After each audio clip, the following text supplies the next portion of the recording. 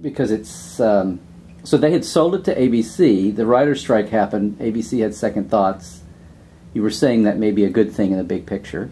Yeah, I mean, very much. I don't understand why you buy a science fiction show and then run away from the science fiction, but it's happened before. It has. Yeah, it's odd. So working with SyFy has been good so far, because this is harder than, I mean, your night is Warehouse 13 and Eureka. And this is a little bit, it's got the comic elements to it out of the characters, but it's still is it a little more adult show? A darker show? Are these bad labels? You know, again, I don't like to label any of this stuff. And all I would say is I think... Because you are the last show in the... I would say that we deserve to be the 10 o'clock show. That's all I'll say about that. And that's enough to say. So that feels comfortable too. Yeah. And the one thing about SyFy that I do like is that they tend to, you know, they tend to let shows find themselves a little more than networks do. They don't pull you off after 6. You know, they're willing to stick with the show. Not always, obviously, but they have a fairly good track record of doing that. So, what the hell? Yeah, and so you're how many? What's your order? They had the pilot they did years ago, and then the pilot was it's a 90-minute pilot, but it counts as 2 out of the 13. So I was hired for 11. Okay, but they know how to make it feel like 22. And that was just a bonus. Somehow, you know, 26 episodes on Deep Space Nine seemed so much easier than 11 shows here, or 13 for USA, or whatever the, you know, 13 for Stars, or, you know, we actually did 42 half hours in the season. That was crazy for Twilight Zone. But I remember that, yeah. That was insane. But now, what do you mean when you say doing 26 was easier than doing? Well, number one, yeah, that sounds like a downer. Out 26, you know, we had a lot less interference. I mean, the only person who you had to get past was Rick. You know, and you know, Rick was a guy who I would see every day, just about, and who I knew in a way that you don't know, you know, the executives at the networks, and whether you agreed or not, it was much easier to have a dialogue, whether it was, you know, spoken calmly or louder, but it didn't matter. It was much easier. So without that interference, without all that interference, it was just work. It was writing and breaking stories, and it's all the crap that you deal with. That's not about the creative part of it. It's dealing with everyone's opinions, and everyone now, you know, everyone has an opinion on everything. Who you cast, who you hire as a director, who you hire as an editor, who you hire obviously as a writer. You know, the cuts, the costumes, it's a lot of interference, you know, and that makes one episode feel like 3 by the time you're done with it. The Jimmy Darren's son in the pizza place seems like a golden era ago, is what it sounded like there for Vic Fontaine. Well, but having said that, has it been so you're working on 11? How far into the mix are you? We are shooting 8.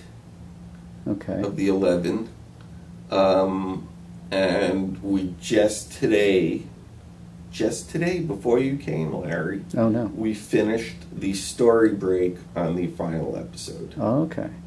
So, you know, I mean, we still have, we have 3 episodes still that have not.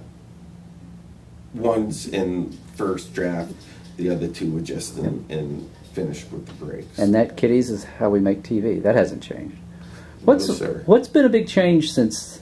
Well, I mean, you've been working pretty steady, but what's been the biggest change for the Trek fans that are oriented that way? Although everybody watched 4400, much less Twilight Zone, and what's been the biggest change since those days as far as being a writer-producer? You were talking about some of it, but yeah, I mean that's the biggest. The technology and the TV industry at large, much less jumping through hoops and things. Well, I mean, we're shooting. I mean, there's been fantastic technological changes. Right. I mean, we have cameras now where we could shoot on the street at midnight without lights. You know, it's unbelievable. That part of it is fantastic, but you know, that's my phone blows up now. That's the thing that's changed. I get the texting of shows literally goes on all day and night. All day and night. Yeah, because no one's ever out of pocket. You know, especially since we're 3 hours ahead in Toronto. They shoot in Toronto, right? We shoot in Toronto. So, you know, my phone starts buzzing at around 4:30 in the morning. So I have to put it on mute, I discovered, or else I don't sleep. Yeah. Because I was getting texts like last night. I think the last text I got was probably 12:30 at night, and the first one I got in the morning was about 4:30 in the morning. So, which, you know, I'm not complaining.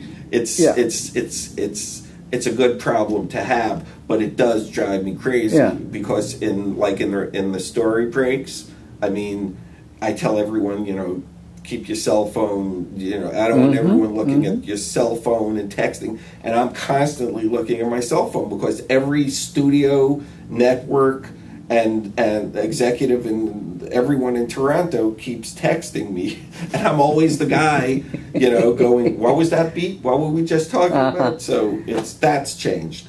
But the biggest thing, without a doubt, is just the fear factor. The state of television at the moment is so precarious in terms of, you know, I don't have to tell you, there's a lot of options out there for people to fill up their leisure time. And even though people always are talking about how good television is, well, a small part of it is good. A lot of the rest of it, you know... They're not filling up those 5,000 channels with... I just think that they are very... especially season one. Season one is you got to survive season one. Yeah. You know, so that's the difference for anyone who cares. No, I mean, it's, you know, it is, and even well, we're talking about the social network, the internet, the digital, the everything. What's the thing that's been the biggest surprise? We haven't really talked about you talked about Dr. Rosen, but all the characters and everything. What's been a pleasant surprise to come? Have you had the discoveries and, you know, seeing dailies and having all that are good signs of a show gelling? Yeah, I mean, there have been tons. Number one, there's this kid Ryan Cartwright, who I know he has fans from Bones, who plays Gary Bell, who is an autistic member of our high-functioning autistic member of the team, is an extremely talented actor, and, you know, really has looked into the whole medical history of autism, and he's become literally an expert on it, and he's fantastic. And his relationship with Malik Yoba, who plays Bill Harkin, who's the ex-FBI agent, they have a great relationship. You know, Ward Christie, who plays Cameron Hicks, who is the newest member of the team, and has his ability is hyperkinesis, so he's, you know, he does some really cool physical stuff. and also he's like the loner, kind of quiet guy. Him and Laura Mendel. Yeah. So Laura, who is able to, she can induce you to do what she wants you to do, just by telling you to do it. And she's, as you'll see, very attractive. So we were wondering, you have Warren Christie, who's an attractive guy, and you have Laura Mennell, who's an attractive woman, and we were thinking, you know, is there going to be any kind of heat between these two characters, and will something develop within the team? But you don't know, you know, you don't know until you see it on screen, and you kind of play into it a little bit, and there is, and that's pretty cool, you know, it's pretty terrific. So that's really great. David, again, David's just a total pro, and he's really interesting. He has a beard in the pilot. We shaved him for this series. Oh, okay. You know, we wanted for his position, you know, he's not really Oliver Sacks. He's not a guy who spends his time in research a lot. You know, he's dealing with the government. He's dealing with Red Flag, which is the kind of terrorist alpha organization. He's dealing with you have bad guy alphas. Yes, of course we do. Okay. Don't be condescending. I'm not. I'm talking down to someone. I just want to make sure these points don't fly by here for those who are hearing them for the first time. So he just had too many things to be that guy. You know, he had to present in a slightly different manner. So we shaved him, and he looks great. And then we have Rachel, who has enhanced senses. All her senses are enhanced, but she can only use one of them at a time.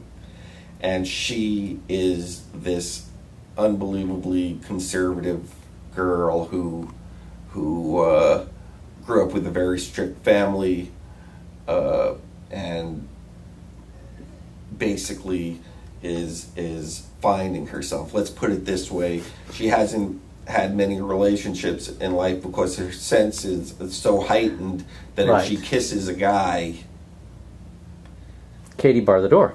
Yeah, exactly. See, I know that children will be watching this, so they'll have to ask their parents what I'm implying. So she's an interesting character, as opposed to Laura, who is not an interesting character. No. Laura, who plays Nina. Nina was a wild child. And, oh, okay. You know, 'cause she could push people. She gets everything she wants. You know, right. And none of it means anything to her, because she lives rent free in a loft. You know, because every time they come for the rent, she says, "I paid you already," and then they come back. They said, "Hey, it says you paid us, but I paid you." And has just a lot of stuff, including Bill Murray's hat from Caddyshack, which I'm giving away too much of the plot. No. Okay. Anyway, and then he just stopped talking. That's cool. I was just going back to the Jedi mind trick there, not to infringe on any trademarks, but it's a cool. That's a funny idea. Every year, my agents wanted me to leave. You know, every year they begged me to leave. You know, it wasn't doing my career any good. They were saying, "Why would you keep going back? What was the point of going back? You could take another job, make the same money or more money or whatever it is. Why keep going back?" They just couldn't get it. And all I could keep telling them is, I have to see how it ends. I have to see how it ends.